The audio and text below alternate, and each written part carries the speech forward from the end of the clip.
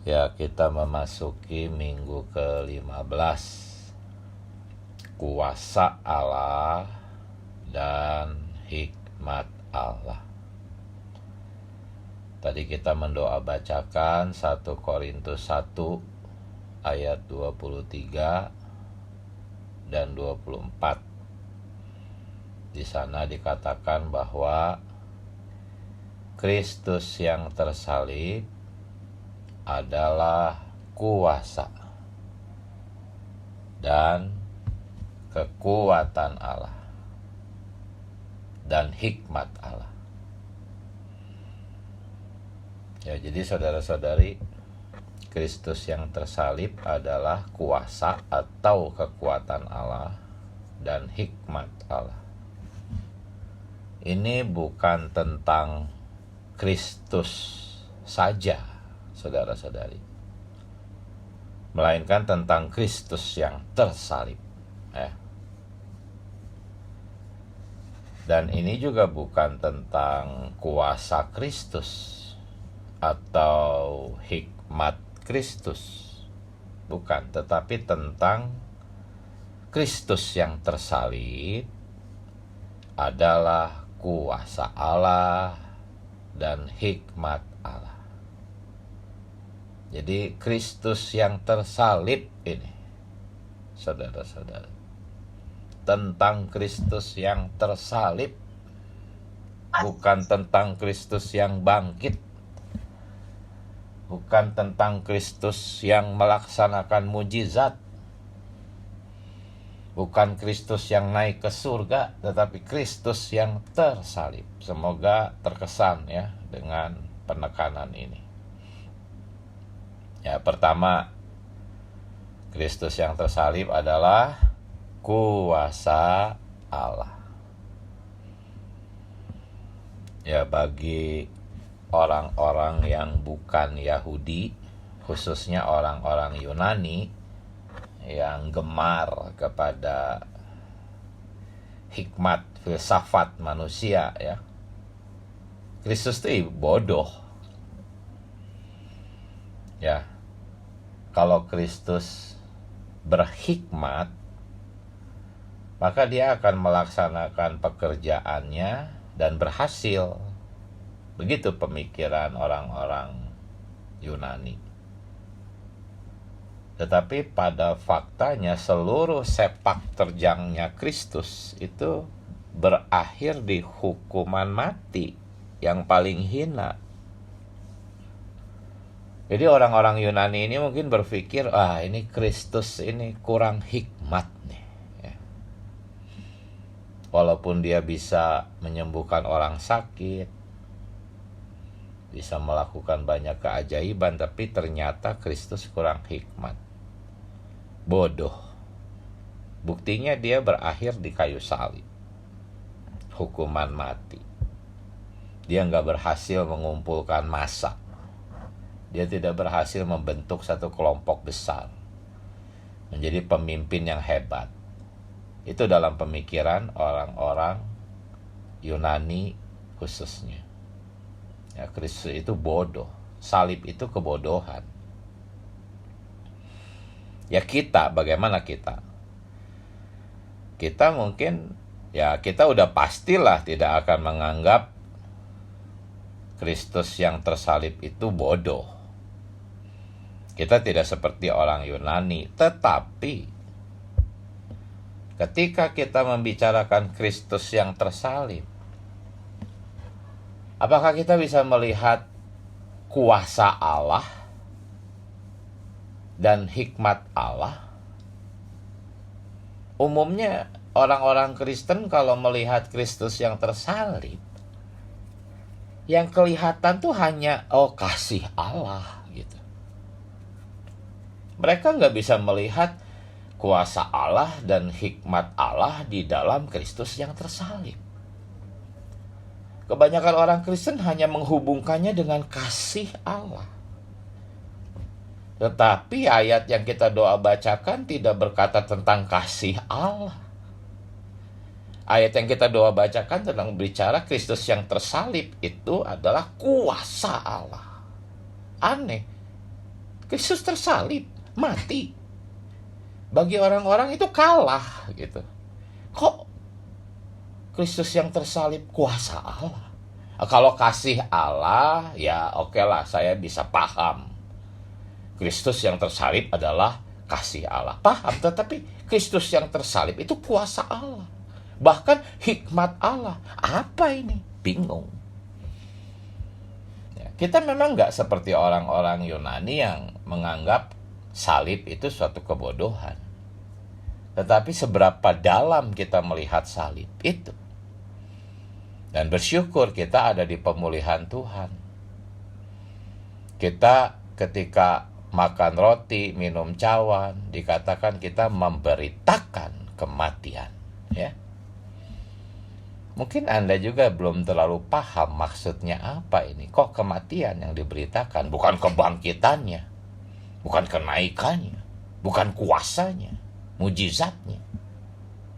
Jadi sekali lagi, kita harus sangat terkesan ya bahwa Kristus yang tersalib pertama-tama adalah kuasa Allah. Ya. Bukan sekedar kasih Allah, saudara-saudari. Ya. Nah, apa maksudnya Kristus yang tersalib itu kuasa Allah? Ya, hari ini sebetulnya tanpa sadar orang-orang Kristen kebanyakannya seperti orang-orang Yunani itu. Kalau berbicara tentang kuasa Allah, mereka berpikir, oh ini tentang mujizat Allah. Kalau terhadap kebangkitan Tuhan, orang-orang Yunani itu mungkin mengapresiasi, ya, hebat. Terhadap mujizat Tuhan. Ya, orang-orang Yunani itu menganggap itu kuasa Allah. Kita pun juga kebanyakan orang Kristen hari ini tidak bisa melihat salib itu kuasa Allah. Karena bagi mereka kuasa Allah itu yaitu kekuatan Allah membelah Laut Merah. Ya, tulah-tulah yang ditimpahkan kepada bangsa Mesir, itulah kuasa Allah. Ya, membangkitkan Lazarus dan banyak hal. Tetapi bukan itu yang dimaksudkan oleh Paulus, saudara-saudari. Bukan itu yang dicatat di dalam 1 Korintus 1 ayat 23-24. Ya, yang sedang kita bicarakan di Kristus yang tersalib adalah kuasa Allah. Tetapi bukan Kristus yang menghentikan angin badai, Kristus yang memberi makan 5.000 orang. Kalau ini pahamlah itu kuasa Allah. Sekali lagi, Kristus yang tersalib ini, kita sendiri juga mungkin tidak menyadari Kristus yang tersalib itu kuasa Allah. Oh Tuhan Yesus, mari kita melihat mengapa Kristus yang tersalib itu kuasa Allah, saudara-saudari. Kita bisa melihat Ibrani 2 ayat 14. Ketika Kristus tersalib, dikatakan di sana, Dia memusnahkan iblis. Inilah kuasa Allah. Ketika Kristus yang tersalib, Kristus disalibkan, Dia yang tersalib itu di atas salib memusnahkan iblis. Inilah maksud Kristus yang tersalib itu adalah kuasa Allah. Ibrani 2 ayat 14. Ya. Coba kita lihat dari awal kitab Kejadian pasal 3 ayat 15. Allah menjanjikan seorang keturunan perempuan yang akan meremukkan kepala ular. Butuh kuasa yang besar untuk meremukkan kepala ular. Ketika waktunya sudah genap, Kristus datang di dalam daging. Dia masuk ke tempat iblis berada. di dalam daging. Tujuannya supaya apa? Supaya dia bisa memusnahkan iblis di dalam daging manusia. Caranya adalah dengan mengenakan daging itu, dia membawa daging itu ke atas salib. Kalau bukan Kristus yang disalibkan, tidak ada kemusnahan iblis. Kristus yang disalibkan itulah kuasa Allah memusnahkan iblis. Ya. Di dalam Yohanes 12:31-33 dikatakan bahwa ketika Kristus tersalib, berlangsung penghakiman Allah atas dunia. Ketika Kristus disalib, penguasa dunia itu dilemparkan keluar. Dan orang-orang pilihan ditarik datang kepada dia. Apa ini? Ini kuasa Kristus yang tersalib, saudara-saudari. Ya, berapa banyak orang Kristen melihat kuasa ini? Ya, hari ini banyak orang Kristen sibuk cari kuasa mujizat. Tetapi Paulus berkata, Kristus yang tersalib adalah kuasa Allah. Oh Tuhan Yesus. Juga apa? Hikmat Allah. Dalam ketersalibannya kita bisa melihat hikmat Allah. Ya. Orang-orang Yunani berpikir ketika Kristus ditangkap, dia begitu lemah, gak bisa menghindar. Ya, dia seperti terlihat bodoh, saudara-saudari. Orang pintar mana mungkin bisa ditangkap. Orang pintar tuh licin, sulit ditangkap. Tetapi ketika Kristus ditangkap, begitu lemahnya dia, begitu mudahnya dia ditangkap. Ya, padahal ya, dia begitu mudah ditangkap tanpa perlawanan. Itu ada sebabnya. Ya, sebabnya bisa kita lihat di dalam Yohanes 10 ayat 17, 18 bahwa memang dia sengaja memberikan nyawanya. Ya. Dia berkata, tidak ada seorang pun yang mampu mengambil nyawaku kalau aku tidak memberikannya menurut kehendakku sendiri.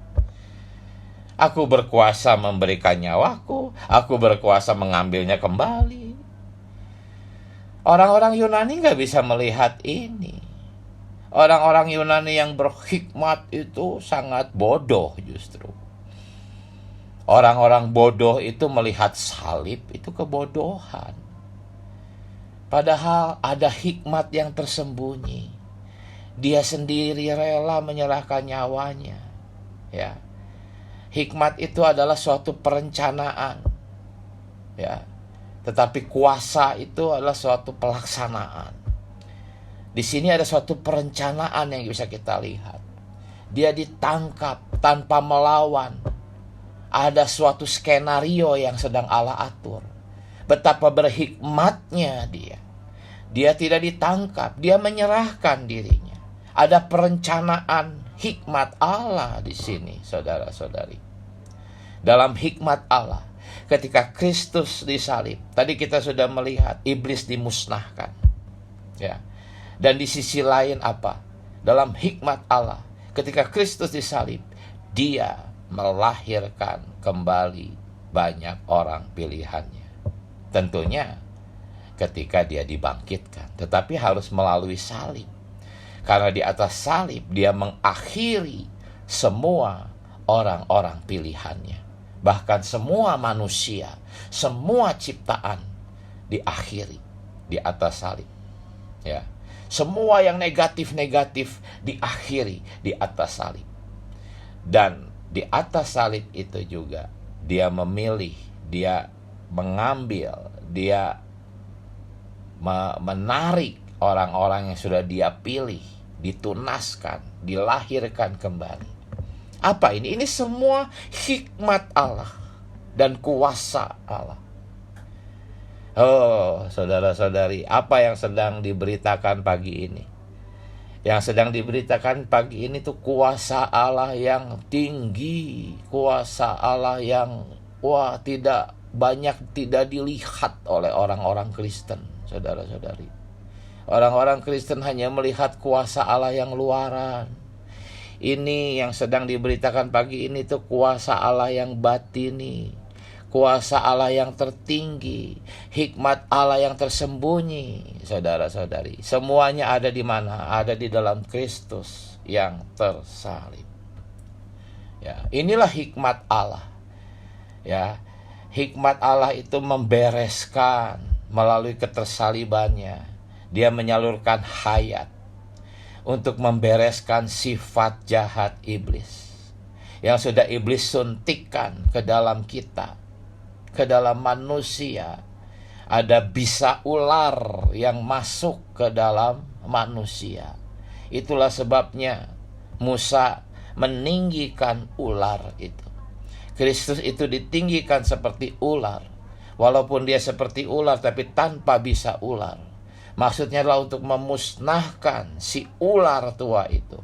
Dan sekaligus juga membereskan sifat daging, sifat dosa, sifat bisa ular di dalam diri kita. Dengan cara mengalirkan obat penawarnya. Obat penawar racun ular itu. Yaitu hayatnya dialirkan. Ini semua adalah kuasa dan hikmat Allah di dalam ketersaliban Kristus.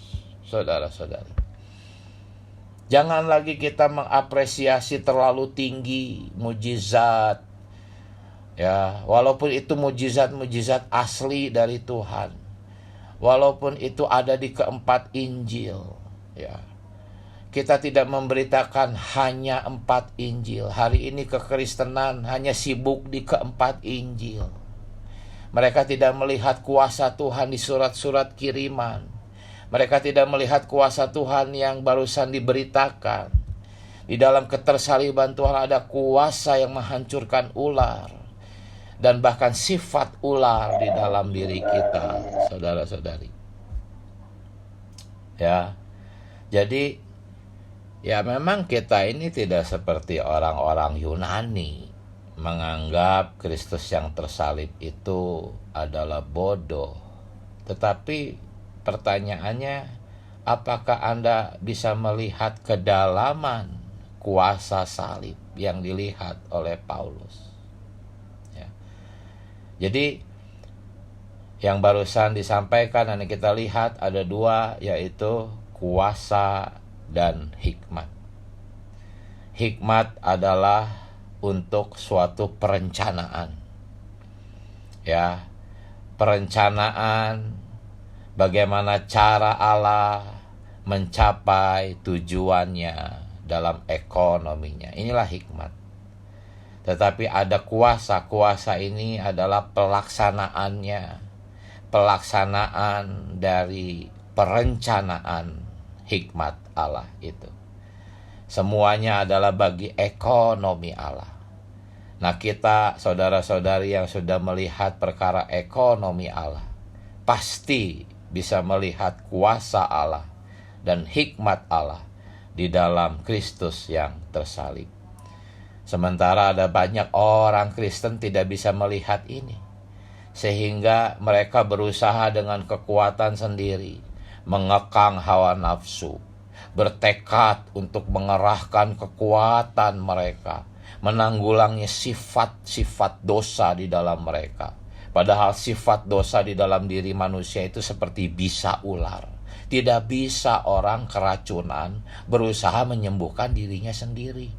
Orang keracunan itu pasti butuh obat, butuh penawar racun, butuh pengaliran obat diinfuskan masuk ke dalam dia. Karena kekurangan hikmat, karena kurang melihat perkara kuasa dan hikmat Allah di dalam ketersaliban Tuhan. Banyak orang sekarang tidak mengenal obat penawar racun daripada bisa ular itu. Padahal dalam hikmatnya Allah sudah menyediakan hayatnya untuk disalurkan menanggulangi sifat-sifat dosa di dalam diri kita. Ya, Anda mungkin marah-marah, Anda berusaha untuk mengekang amarah. Orang-orang Kristen hari ini oleh banyak pengajar-pengajar Alkitab disuruh mengekang amarah mereka. Itu kebodohan. Padahal Allah sudah berhikmat dan berkuasa menyediakan obat penawarnya. Cukup kita melatih roh, aliran hayat itu mulai mengalir ke dalam jiwa kita. Dari dalam roh, akhirnya Anda gak akan marah-marah lagi. Saudara-saudari, bukan hanya dosa marah, dalam segala banyak hawa nafsu, ya, Allah sudah dalam kuasa dan hikmatnya menyediakan aliran hayat ini sebagai penawar racun bisa ular ini, sehingga kita bisa terbebas dari sifat jahat dari bisa ular itu. Itu semua adalah kuasa dan hikmat Allah di dalam Kristus yang tersalib, saudara-saudari. Jika kita kembali ke dalam roh, kita berlatih menyeru nama Tuhan, menyeru nama Tuhan yang sejati, maka segera kuasa salib itu ternyatakan, kita segera mati. Jikalau Anda berhasil masuk ke dalam roh, Anda mati. Itulah kuasa salib, sehingga Anda tidak lagi dikuasai oleh sifat dosa. Inilah hikmat Allah dan harus juga menjadi hikmat kita, saudara-saudari. Ya, setelah iblis dimusnahkan di atas salib, maka semua produknya pun musnah. Ya, bagi kita yang kembali ke dalam roh. Produk-produk iblis itu ada dunia, ada dosa, ada daging, ada hayat alamiah, ciptaan lama. Ya, juga masih ada satu produk, yaitu peraturan-peraturan yang Allah berikan. Karena manusia buta, tidak bisa melihat penyakitnya, tidak bisa melihat sifat dosa, Allah sehingga memberikan peraturan-peraturan agar penyakit manusia terekspos. Nah, semua hal negatif itu disingkirkan di atas salib oleh kuasa dan hikmat Allah ini, saudara-saudari. Semua dibereskan. Ya, kuasa yang sedang kita bicarakan di sini berbeda dengan kuasa penciptaan. Kalau kuasa penciptaan cukup Allah bicara saja, jadilah terang, maka terang jadi. Ya, jadilah ini semua jadi. Tetapi ini kuasa oleh kematian Tuhan. Kematian Tuhan yang menghancurkan Satan, yang memecahkan seluruh problem dunia. Menghapus, bukan hanya menghapus dosa, bukan hanya mengampuni dosa, bahkan menanggulangi sifat dosa, saudara-saudari, di dalam manusia yang jatuh. Menanggulangi daging, menanggulangi hayat alamiah, menanggulangi ciptaan lama. Betapa berkuasanya ketersaliban Kristus ini. Ya, saudara-saudari, ekonomi Allah harus terlaksana, dan ini dilaksanakan oleh Kristus yang tersalib. Ketika Kristus tersalib, dia tersalib tanpa perlawanan apapun. Kalau Anda dan saya masih suka melawan salib, maka ekonomi Allah akan terhambat di dalam kehidupan Anda. Kalau Anda terus-menerus melawan, tidak seperti Kristus yang tidak melawan, melainkan Anda terus memberontak, melawan, maka Anda akan terlambat di zaman ini menuntaskan ekonomi Allah. Saudara-saudari, kita harus melihat, ya, kita harus punya hikmat ini. Ya, melihat dalam hikmat ini kuasa salib. Ya, jangan seperti orang-orang Yunani yang pintar itu, berfilsafat, tetapi sebetulnya di mata Allah sangat bodoh. Kita juga melihat banyak orang Kristen juga masih tetap bodoh, tidak bisa melihat kuasa di dalam salib, hanya melihat kuasa-kuasa luaran saja. Oh, saudara-saudari, itu juga yang menyebabkan orang-orang Yahudi itu tersandung. Ya, orang-orang Yahudi itu mengharapkan Mesias yang seperti pemimpin politik yang hebat, yang bisa mengusir penjajah. Itu dalam konsepsi mereka. Ketika mereka melihat Kristus pemberitaan Tuhan tentang bagaimana mengikut Dia, memikul salib, menderita. Bahkan ketika Tuhan Yesus ditangkap, disalibkan, mereka tersandung. Karena dalam pemikiran mereka itu orang yang tersalib itu orang yang terkutuk. Ya, mereka mengutip Ulangan 21 ayat 23. Terkutuklah orang yang disalibkan. Oh, berarti ini bukan Mesias. Kalau Mesias nggak mungkin dia disalibkan. Akhirnya ketersaliban Tuhan menjadi batu sandungan bagi orang-orang Yahudi. Mereka tidak bisa melanjutkan perjalanan mereka karena mereka jatuh tersandung. Perjalanan mereka sebetulnya sudah ada di dalam jalan ekonomi Allah, tetapi akhirnya mereka tersandung. Mereka tidak bisa melanjutkan perjalanan mereka. Akhirnya ekonomi Allah ini perencanaannya dialihkan kepada gereja. Ya, hari ini pun sama sebetulnya. Jangan merasa Anda lebih hebat dari orang-orang Yahudi, saudara-saudari. Kita pun juga sering tersandung. Ya, masalah kita nggak beres-beres, penyakit nggak sembuh-sembuh, masalah demi masalah terus berdatangan. Padahal semuanya itu adalah pelatihan kita agar kita mengalami salib, saudara-saudari. Dalam hikmat Allah, Allah menggunakan semua peristiwa itu agar kuasa salib bekerja di atas kita. Dan satu-satunya adalah kita harus disalibkan. Kita disalibkan ketika kita menyeru nama Tuhan. Kita berpaling ke dalam Roh. Saat itu Roh yang hidup, bukan aku lagi yang hidup. Artinya apa? Kita tersalib. Kristuslah yang hidup. Itulah tersalib. Bukan aku lagi yang hidup. Kristus yang hidup. Itulah tersalib, saudara-saudari. Tetapi kita sering tersandung oleh peristiwa-peristiwa salib. Sama sebetulnya kita dengan orang-orang Yahudi itu. Ya, kita berharap gak ada masalah, semua beres, segera sembuh, segera lancar. Oh Tuhan Yesus, semoga kita bisa melihat bahwa Kristus yang tersalib itu kuasa Allah dan hikmat Allah. Nasib kita juga sama. Kita pun harus tersalib. Ketika Anda tersalib, semua masalah sebetulnya beres, ya. Walaupun kelihatannya masih ada masalah itu. Penyakit belum sembuh, masalah masih tetap ada, tetapi sebetulnya semua beres asal Anda mati. Anda di atas salib. Ya, Paulus, para rasul, watchmeni, seberapa besar permasalahan mereka, kita nggak ada apa-apanya. Tetapi walaupun mereka ada di dalam penjara yang sedemikian buruk, beres masalahnya kok.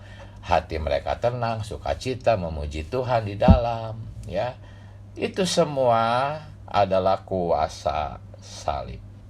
Ya, semoga kita bisa melihat sekarang betapa berhikmatnya Allah di dalam ketersaliban Tuhan Yesus. Ya, karena ketersaliban Tuhan Yesus, Dia bisa menjadi hayat kita. Semuanya itu hikmat Allah. Sekarang dari dalam sedang menyebar ke seluruh jiwa kita. Semuanya karena Kristus tersalib. Dan akhirnya apa? Kita akan dimuliakan bersama dengan Dia. Semuanya itu tidak akan terjadi tanpa ketersaliban Tuhan Yesus. Oh, betapa luar biasanya hikmat Allah. Semoga kita tidak seperti kebanyakan orang Kristen yang tidak bisa melihat perkara ini.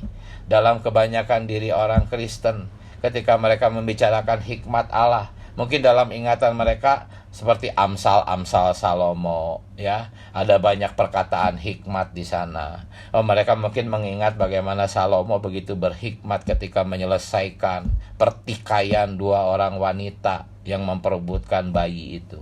Atau mereka teringat hikmatnya Yusuf mengatur perekonomian di Mesir. Bukan. Hikmat Allah yang ada di sini itu adalah hikmat di dalam ketersaliban Tuhan, saudara-saudari. Jadi inilah hikmat Allah yang paling luar biasa, misterius, tersembunyi. Tetapi kita bersyukur kita bisa mengalami segalanya ini, ya. Inilah yang dimaksudkan 1 Korintus 11 ayat 26, saudara-saudari. Bahwa setiap kali kita makan roti dan minum cawan ini, kita memberitakan apa? kematian Tuhan, ketersaliban Tuhan.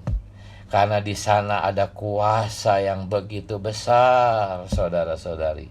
Ya, 1 Korintus 1 ayat 18 juga berkata bahwa pemberitaan tentang salib memang adalah kebodohan bagi mereka yang binasa. Ya, saudara-saudari, akhirnya kita tahu ya, di hari kedua alenia terakhir dikatakan Kristus yang tersalib dapat diterapkan pada segala macam pengalaman manusia, saudara-saudari. Ini adalah kuasa dari salib itu.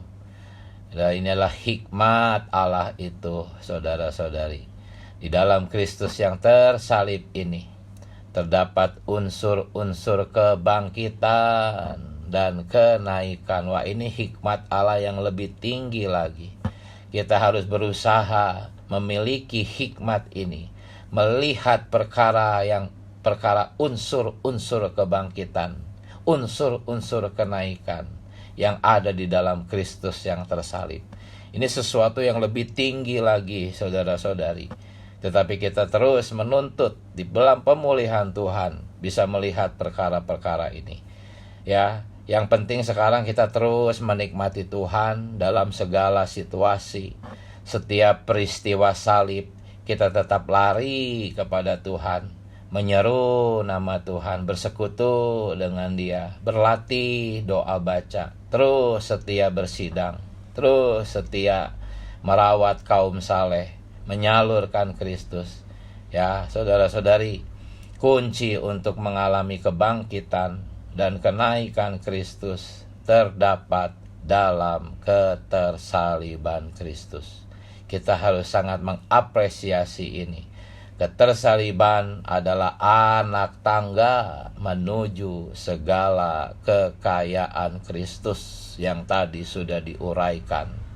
Salib adalah jalan untuk mengalami Kristus dan semua kekayaannya. Khususnya apa? Kita bisa hidup, ya, hidup di luar dosa, di luar alam dosa.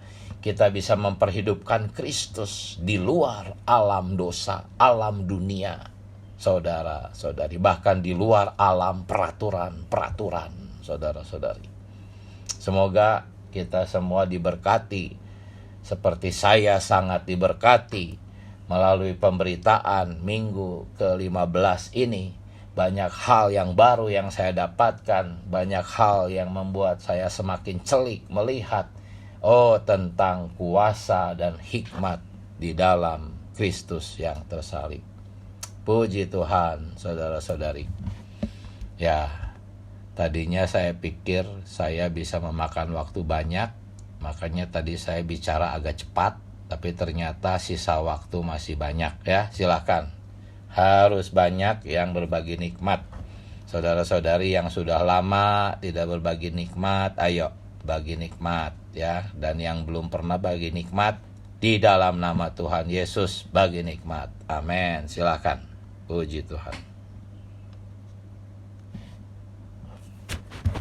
Amin. Terima kasih Saudara Diki atas pembagian nikmatnya. Mari saudara-saudari, kita boleh saling berbagi nikmat ya.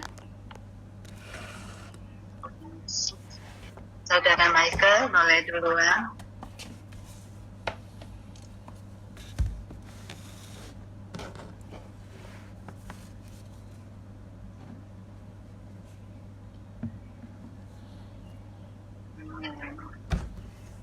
Ya, puji Tuhan ya saudara-saudari ya. Mari menikmati berita hari pertama sampai hari kedua ini. Memang saya juga sungguh bersyukur ya, dapat hal yang baru lagi. Dikatakan hikmat Allah ini ya, memang saya juga sama ya dikatakan oleh saudara.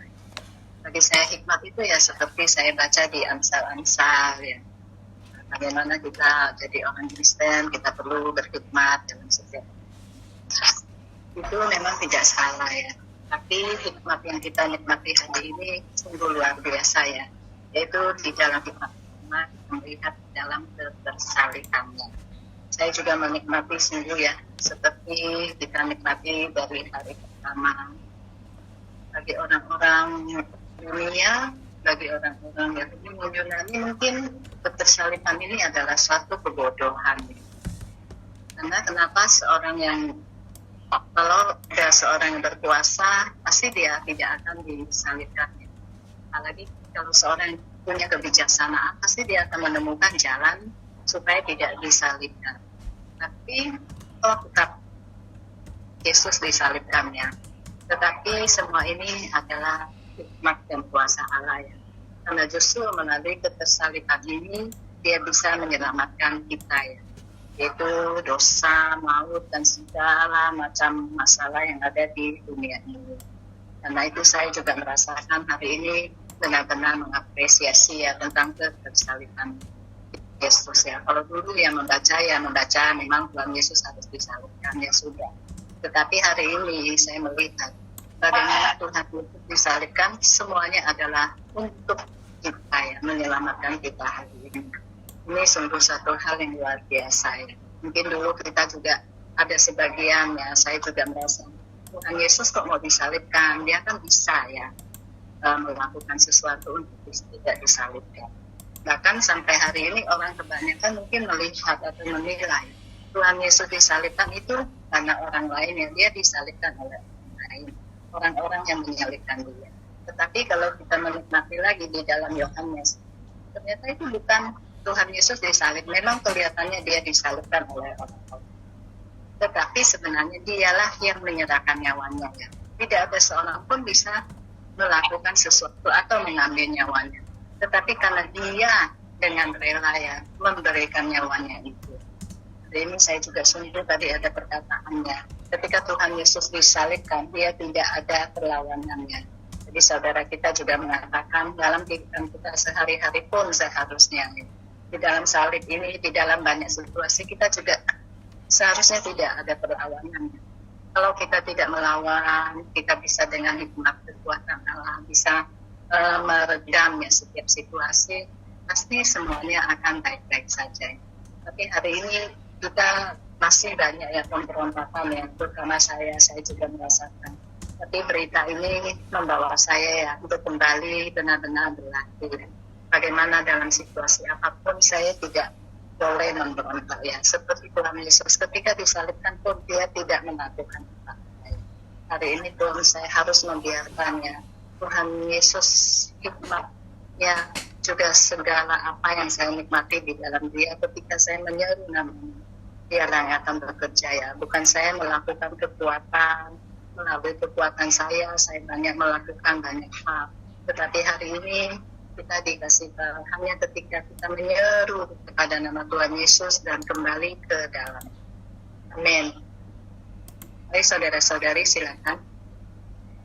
Puji Tuhan, saudara-saudari, saya juga menikmati ya, di mana di sini dikatakan ketersalipan itu. Nah, waktu-waktu yang lalu pemikiran saya kalau kita melewati banyak situasi itu adalah kita tersalib bersama dengan Kristus. Namun suatu saat saya ada dalam situasi yang seperti ini yang menurut pandangan saya tersalib. Tapi ketika itu anak saya datang, dia bilang begini, Mama seringkali bilang Mama tersalib bersama Kristus. Enggak, Ma. Kalau kita tersalib bersama dengan Kristus, seperti yang saudari kita tadi katakan, bahwa kita tidak lagi ada reaksi, kita tidak lagi bereaksi. Apapun yang Tuhan izinkan, kita tidak bereaksi. Lalu kita tidak seringkali manusia alamiah yang jatuh itu bilang, Tuhan kok saya sudah begini, kok saya masih tetap mengalami hal yang seperti ini. Nah, jika reaksi seperti ini ada, berarti saya belum tersalib. Jadi Mama belum tersalib. Ketika Mama melewati pengalaman salib karena kebenaran Tuhan, atas izin Tuhan, itulah tersalib. Dan Mama tidak bereaksi terhadap semuanya itu. Artinya kita tidak melawan, kita tidak mengasihani diri sendiri, atau kita tidak bilang mengikuti teladan Kristus. Kalau boleh cawan ini lalu daripadaku, padahal itu bukan cawan yang berat, yang itu yang Tuhan izinkan terhadap kita. Nah, di situ saya belajar. Ya, dia tanya, Mama tahu kenapa Tuhan Yesus mati? Karena dia tidak bisa berbuat apa-apa lagi. Begitupun kita. Kalau benar-benar kita mati bersama, kita tidak bisa bereaksi pun tidak bisa. Bukan karena kita tidak mau, tapi itulah tadi katakan hikmah Allah, kemampuan ilahi yang ada di dalam kita membuat kita menjadi orang yang benar-benar taat terhadap setiap apa yang Tuhan kehendaki terjadi di dalam kehidupan kita. Nah, di situ saya bertobat, Tuhan, ampuni saya masih sering bereaksi, saya masih belum tersalib bersama dengan Kristus. Setiap hari, setiap saat saya mohon, Tuhan, biarlah saya bisa berbagian dalam ketersaliban-Mu, sehingga ego dan dagingku bisa terkikis habis. Kristus semakin diperbesar, aku semakin berkurang, sehingga kita tidak lagi meronta-ronta atau tidak lagi berupaya dengan kekuatan kita, tapi benar-benar kasih karunia Allah, yaitu kenikmatan akan Allah Tritunggal itu semakin dapat kita nikmati setiap hari, sehingga kita boleh berbagian dalam ketersaliban Kristus. Puji Tuhan, ini kenikmatan yang saya nikmati.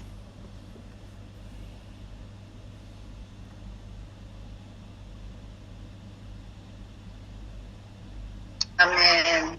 Puji Tuhan. Jadi saudara-saudari yang lain boleh lanjut. Saudari Karisa, Saudari Marlin, sama enggak bagian?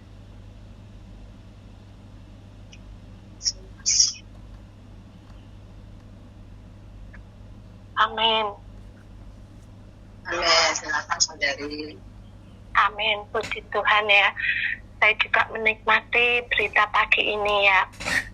Tadi yang disampaikan saudara kita bahwa Rasul Paulus ini memberitakan bukan kebangkitan Tuhan ya, tetapi adalah ketersalibannya. Nah, dalam pandangan dunia ya, bahkan dalam pandangan bangsa Yahudi saat itu menjadi batu sandungan ya.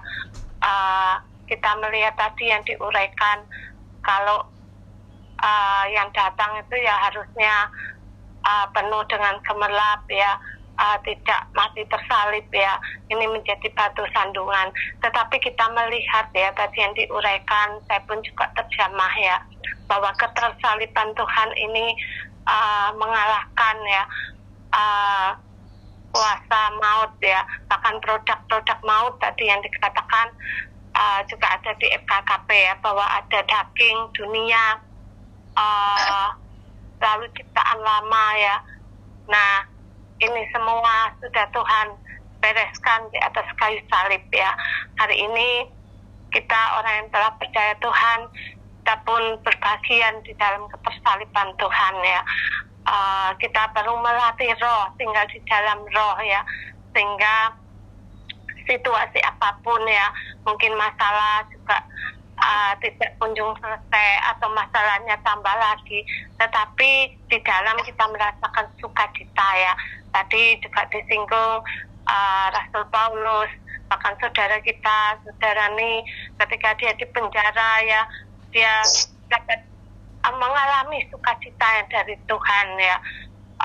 Kita dengan menyeru nama Tuhan Yesus ya, oh Tuhan Yesus ya, maka kita berbagian dalam ketersaliban Tuhan, kita diakhiri ya, sehingga apapun situasinya kita mengalami sukacita yang dari Tuhan. Dan dikatakan tadi ketersaliban ini adalah anak tangga ya, untuk mengalami kekayaan Tuhan.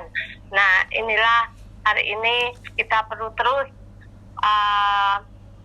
menyalakan saklarnya seperti minggu yang lalu, sehingga kita bisa mengalami berbagian dalam ketersaliban Tuhan yang akan ini menjadi anak tangga menuju kita mengalami kekayaan Kristus. Amin, puji Tuhan. Amin, puji Tuhan. Silakan saudara-saudari dari Nora,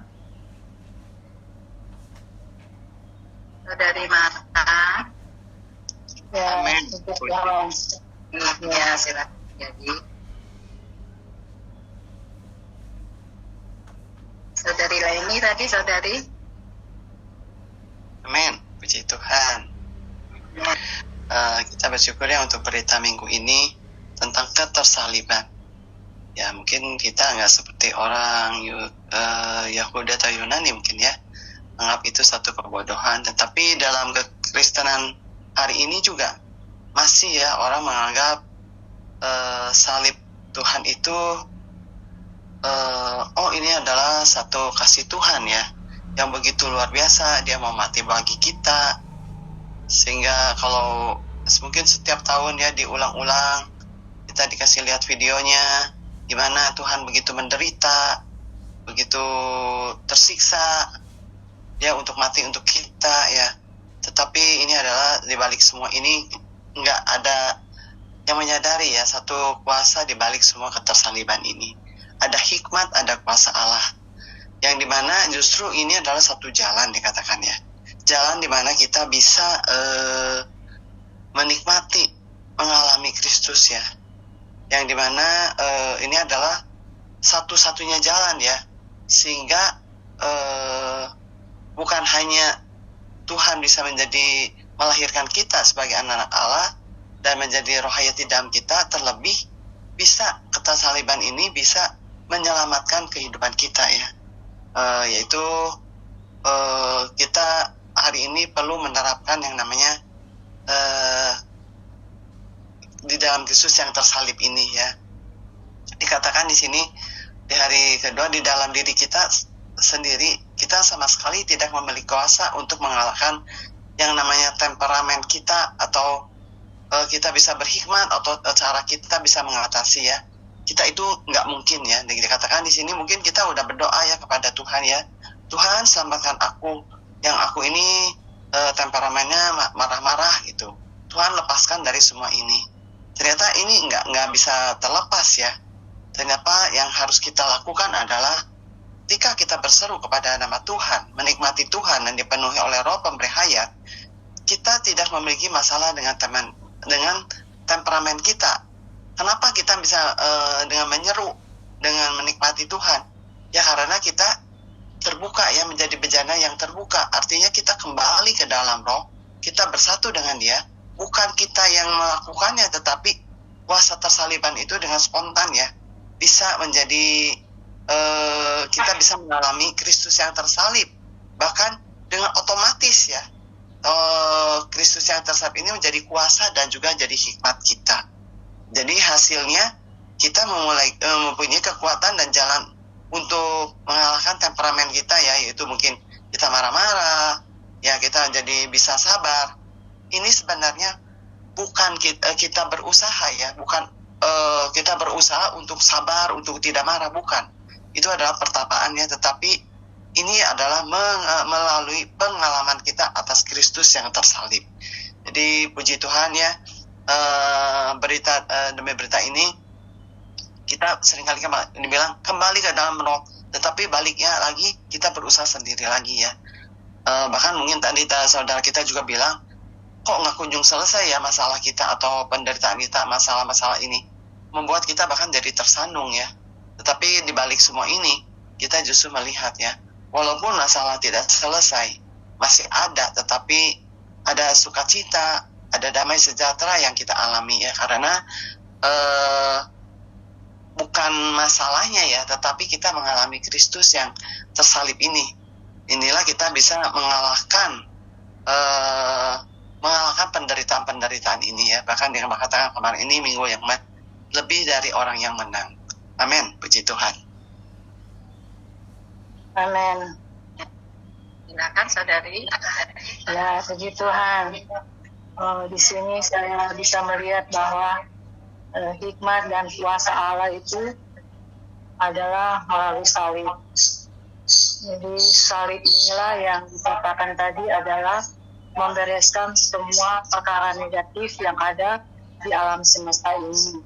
Seperti kan tadi setan, dunia, daging, ayat alamnya, misalnya peraturan apapun, negatif apapun itu diselesaikan melalui salib. Dan tadi kemarin dibilangkan salib itu adalah satu batu sandungan untuk orang Yahudi. Salib juga itu adalah kebodohan bagi orang yang bukan Yahudi. Tapi hari ini bagi orang-orang pilihan Allah, salib adalah kekuatan Allah dan hikmat Allah. Nah, kalau tidak melalui salib, pasti dosa dari setan itu pasti tidak bisa dibereskan. Jadi puji Tuhan hari ini Tuhan Yesus sudah menyelesaikan, membereskan perkara musuh kita itu di atas kayu salib. Nah, tadi dijelaskan oleh saudari itu bahwa ternyata penerapan ini juga harus terjadi di atas diri kita, karena kita masih hidup di dalam diri kita, kealamian kita. Nah, di dalam kehidupan pernikahan dikatakan tadi situasi kehidupan sehari-hari kita untuk diganggu oleh temperamen dan ketidaksabaran kita manusia. Itu kadang-kadang yang terus berpengaruh di dalam kehidupan hari-hari ini. Tapi puji Tuhan, saliblah yang menyelesaikan. Salib itu pasti di sini dikatakan adalah satu pertumbuhan hayat. Nah, pertumbuhan hayat inilah yang bisa membereskan temperamen. Mungkin awal kita baru percaya Tuhan, masih temperamennya itu masih meledak-ledak. Tapi seiring pertumbuhan hayat itu, pasti lama-kelamaan temperamen itu makin kecil volumenya, dan akhirnya kita bisa menampilkan yang tadinya marah-marah tapi lenyap, hilang perlahan-lahan karena melalui salib dan persembahan hayat di dalam kita. Jadi tidak diselesaikan dengan doa, oh Tuhan selamatkan aku dari temperamen, atau dulu kita doa puasa berhari-hari itu melenyapkan temperamen. Nah, tapi dengan hayat, dengan salib inilah yang membuat kita bisa terselesaikan dengan persoalan hari-hari kita. Nah, kemudian kesabaran itu tidak bisa diselesaikan dengan kekuatan kita, tapi hanya lewat salib. Jadi ternyata salib itu bukan kengerian bagi kita orang yang percaya, tapi satu berkat besar bagi kita, sehingga banyak perkara-perkara yang dari hidup kita bisa terselesaikan oleh salib itu. Nah, bersyukur tadi dikatakan banyak tokoh-tokoh itu mengalami itu, tapi berkat Allah tercurah, melenyapkan semua perkara hari-hari kita yang kadang-kadang menjadi penghambat menikmati Tuhan. Pastinya juga tadi kesaliban adalah anak tangga menuju kekayaan Kristus. Puji Tuhan, satu berkat besar. Karena kita sudah di dalam Kristus, kita tidak akan menoleh ke belakang lagi, tapi berlari-lari mendapatkan seluruh apa adanya Kristus. Puji Tuhan, salib ini menjadi berkat bagi kita. Amin. Amin. Puji Tuhan. Mari saudari bisa satu orang lagi. Amin. Amin, puji Tuhan. Berita terang yang saya dapat pada pagi ini adalah tentang Kristus yang tersalib, bukan tentang Kristus yang bangkit, bukan juga tentang Kristus yang mengadakan mujizat. Pemikiran orang-orang Yahudi atau sebagian orang Kristen, Kristus itu kurang hikmat atau bodoh karena tidak berhasil. Seluruh sepak terjang Kristus berakhir di kayu salib. Apakah pagi ini kita bisa melihat kuasa dan hikmat Allah melalui Kristus yang tersalib? Kebanyakan orang Kristen hanya melihat Kristus yang tersalib, berhubungan dengan kasih Allah terhadap mujizat-mujizat Tuhan. Orang melihat itu adalah kuasa Allah. Tuhan memberi makan 5.000 orang, menghentikan badai. Tetapi biarlah bagi kita pagi ini, Kristus yang tersalib adalah kuasa Allah. Ketika Kristus tersalib, dia memusnahkan iblis. Inilah kuasa Allah. Ketika Kristus disalib, kita bisa melihat hikmat Allah. Tadi dikatakan begitu mudahnya dia ditangkap tanpa perlawanan. Dia sengaja memberikan nyawanya menurut kehendaknya sendiri. Kita juga bisa melihat Kristus yang tersalib adalah hikmat Allah bagi kita, yaitu membereskan sifat jahat iblis yang sudah disuntikkan ke dalam kita. Dan melalui Kristus yang tersalib mengalirkan obat penawar racun, yaitu hayat Tuhan, aliran hayat Tuhan ke dalam kita. Amin. Amin. Puji Tuhan. Karena waktu, mari saudara-saudari kita boleh berdoa. Amin. Amin. Yesus. Amin. Yesus. Amin.